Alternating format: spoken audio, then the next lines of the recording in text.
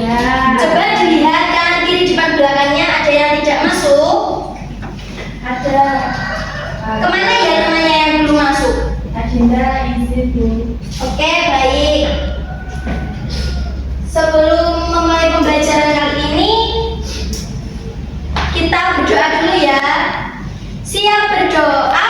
Siap. Berdoa mulai.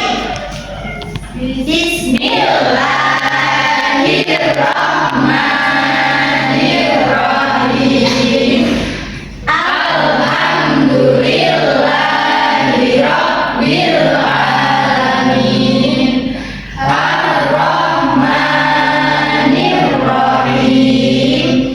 Maliki yaumiddin.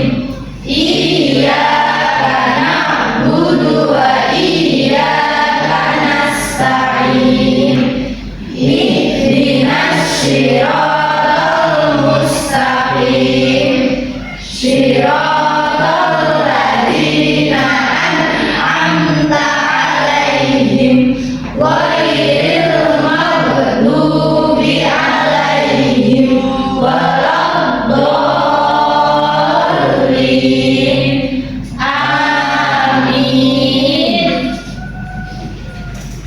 Baik, hari ini kita akan belajar mengenai siklus air. Apa sih siklus air itu? Ada yang tahu nggak? Tidak. Nah, karena belum ada yang tahu, jadi siklus air itu terjadi di laut, sungai, dan danau. Prosesnya berawal ketika air laut, air sungai, dan air danau terkena sinar matahari dan terjadi penguapan. Ketika air menguap ke atmosfer akan membentuk tetes-tetes air kecil yang kemudian membentuk awan. Ketika awan tersebut sudah berat, maka turunlah hujan. Jadi air yang di atas tadi, tetes-tetes air kecil itu akan turun ke bumi menjadi hujan. Berikut ini merupakan penjelasan tahapan tentang siklus air. Yang pertama ada evaporasi. Jadi apa sih evaporasi itu? Evaporasi adalah ketika air laut, air sungai, dan air danau menguap ke udara karena terkena sinar matahari. Yang kedua ada transpirasi. Ketika tumbuhan menyerap air dari tanah dan sebagian air itu menguap ke udara melalui daun. Hal ini terjadi ketika tumbuhan melakukan fotosintesis, membutuhkan air dan panas matahari. Yang ketiga ada kondensasi. Kondensasi merupakan proses ketika uap air naik ke atmosfer lalu mendingin dan berubah menjadi tetesan kecil yang membentuk awan. Yang keempat ada presipitasi, yaitu ketika awan menjadi berat karena banyak titik-titik air akhirnya jatuh ke bumi. Yang kelima ada infiltrasi, yaitu ketika air hujan yang turun ke bumi dan dapat diserap oleh tanah dan menjadi air tanah. Yang terakhir ada runoff, yaitu ketika air hujan yang tidak meresap akan mengalir di permukaan tanah. Jadi ini semua merupakan tahapan siklus air dan selalu berulang. Jadi ketika runoff itu sudah selesai, dia kan kembali lagi ke laut kan airnya. Nah, itu nanti akan kembali lagi ke tahap yang pertama, yaitu evaporasi, kemudian transpirasi, kondensasi, presipitasi, infiltrasi, dan runoff.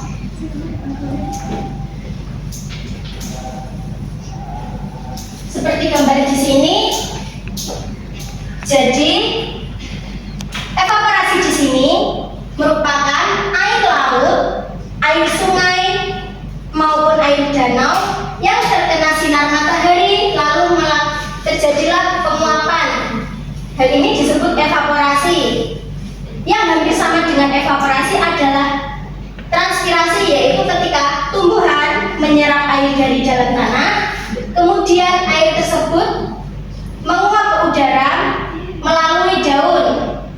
Hal ini disebut transpirasi. Jadi perbedaan dari evaporasi dan transpirasi tersendiri adalah ketika evaporasi langsung ketika air sungai, air laut, dan air danau terkena sinar matahari dan langsung menguap. Perbedaannya jika transpirasi ini ketika tumbuhan menyerap air dari dalam tanah, kemudian air tersebut diuapkan melalui daun. Dan yang ketiga ada kondensasi. Kondensasi ketika semua uap air itu menguap ke udara, kemudian membentuk tetes-tetes air kecil yang membentuk awan. Ketika awan tersebut sudah berat oleh tetes-tetes air, maka turunlah hujan atau yang biasa disebut presipitasi. Setelah hujan turun, ada dua kemungkinan: air yang dapat diserap oleh tanah dan air yang tidak dapat diserap oleh tanah. Air yang dapat diserap oleh tanah disebut infiltrasi, dan air yang tidak dapat diserap oleh tanah dan mengalir di permukaan tanah disebut runoff. Dari sini dapat dipahami apa tidak gambarannya? Bisa. Bu Guru lanjutkan ya. Iya, Bu. Berikut ada jenis-jenis siklus air. Yang pertama siklus pendek. Siklus pendek atau yang biasa disebut siklus hujan yang hanya melibatkan laut dan atmosfer tanpa melewati daratan. Contohnya terjadi hujan langsung di atas permukaan laut. Jadi ketika proses sebelumnya ini tadi, siklus pendek adalah ketika air laut menguap dan terjadilah hujan dan langsung terkena ke laut. Jadi tidak sampai ke sini, tidak sampai infiltrasi, tidak sampai runoff. Jadi hanya dari laut kembali ke laut airnya. Kemudian yang kedua ada siklus sedang, yaitu siklus hujan yang melibatkan laut, atmosfer, dan daratan. Awan berpindah ke daratan sebelum menurunkan hujan. Contoh, hujan di daerah pegunungan, lalu airnya mengalir ke sungai dan menuju ke laut. Jadi siklus sedang ini seperti yang digambarkan sebelumnya, itu lengkap dari evaporasi, transpirasi, kondensasi, presipitasi, sampai infiltrasi, runoff, kemudian kembali lagi ke evaporasi, yaitu ke laut. Yang ketiga ada siklus panjang, yaitu ketika siklus hujan yang terjadi di daerah dingin atau pegunungan tinggi, melibatkan perubahan wujud air menjadi salju atau es. Contohnya gletser di gunung es mencair saat musim panas dan airnya mengalir ke laut. Berikutnya ada manfaat siklus air. Yang pertama ada menjaga ketersediaan air, yang kedua mengairi pertanian, yang ketiga menjaga suhu dan iklim, yang keempat ada mendukung ekosistem, dan yang terakhir ada mengisi air tanah.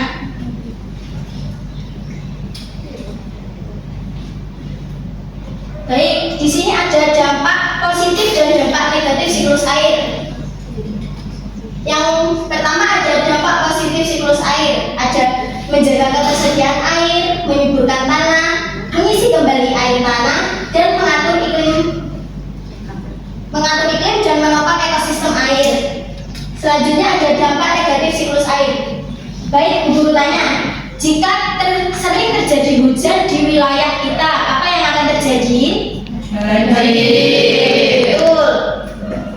Namun jika di daerah kita sangat kekurangan hujan atau bahkan kekurangan air disebut Kekeringan. ya, itu merupakan dampak negatif siklus air. Jika sering terkena hujan akan terjadi banjir, namun tidak sering hujan atau kemarau itu akan menyebabkan kekeringan dan berdampak pada seluruh satwa maupun kehidupan kita. Yang ketiga ada tanah longsor, pencemaran air, dan perubahan pola cuaca ekstrim. Baik, di sini Ibu punya beberapa gambar tentang siklus air. Ada yang mau maju? Saya Ya, ayo maju, Zila. Ada yang mau menemani Zila maju ke depan? Saya. Ya, maju, Harum. Jadi di sini Ibu punya 6 kartu ya. Di sini ada masing-masing gambar. Nanti kita minta mereka berdua untuk mengurutkan siklus air ini, mulai dari evaporasi, transpirasi, kondensasi, presipitasi, infiltrasi, hingga runoff. Kemudian untuk menguji kepahaman mereka, nanti kita suruh setelah mereka menyusun siklus air ini, mereka akan menulis nama-nama istilah siklus air ini. Baik, ini silakan.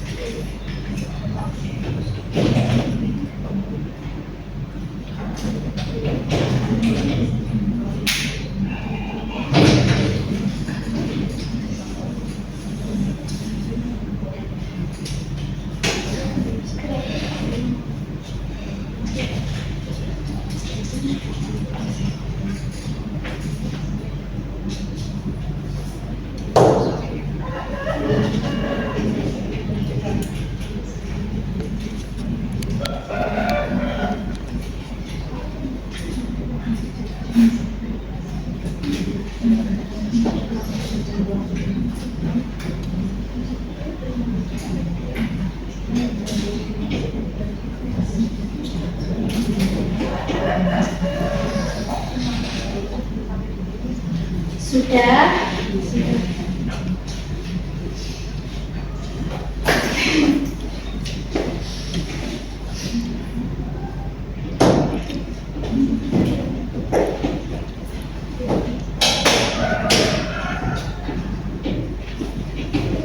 Baik, karena sudah disusun ini, silakan ditulis istilah-istilah dari gambar-gambar ini.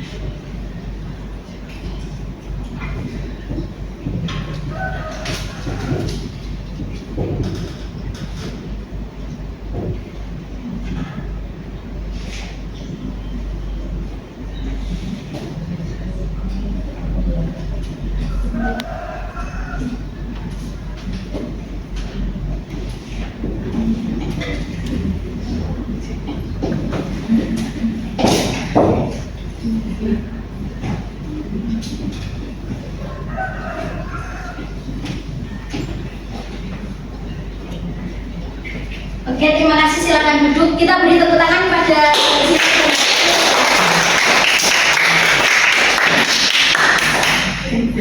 ini infiltrasi ya anak-anak namanya.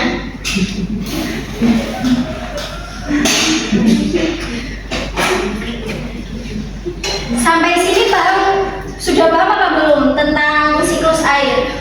Sudah. Jadi siklus air itu dimulai dari Evaporasi, kemudian transmigrasi, lalu kondensasi, dari kondensasi menjadi presipitasi, dari presipitasi kemudian infiltrasi, dari infiltrasi kemudian transport, dan kembali ke evaporasi. jadi dari gambar ini dapat dipahami ya, siklus air itu selalu berulang-ulang dan tidak akan pernah berhenti. Terima kasih kepada anak-anak semuanya, sudah hebat ya hari ini. Iya.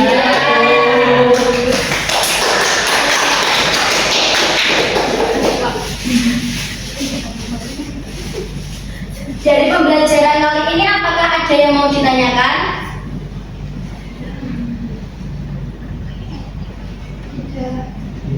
Belum ada, berarti sudah paham ya? Sudah. Untuk kesimpulan pembelajaran kita hari ini yaitu adalah hujan merupakan salah satu fenomena alam yang paling penting bagi kehidupan manusia dan bagi seluruh penghuni bumi. Dengan lebih memahami hujan dan perannya dalam siklus air, kita dapat lebih menghargai dan melindungi sumber daya alam ini untuk masa depan yang lebih berkelanjutan. Untuk pembelajaran kali ini Guru tutup ya anak-anak. Iya, Bu. Jangan lupa untuk dipelajari lagi di rumah ya sama orang tua kalian. Iya. Sekian pembelajaran dari Bu Guru. Wassalamualaikum warahmatullahi wabarakatuh. Waalaikumsalam.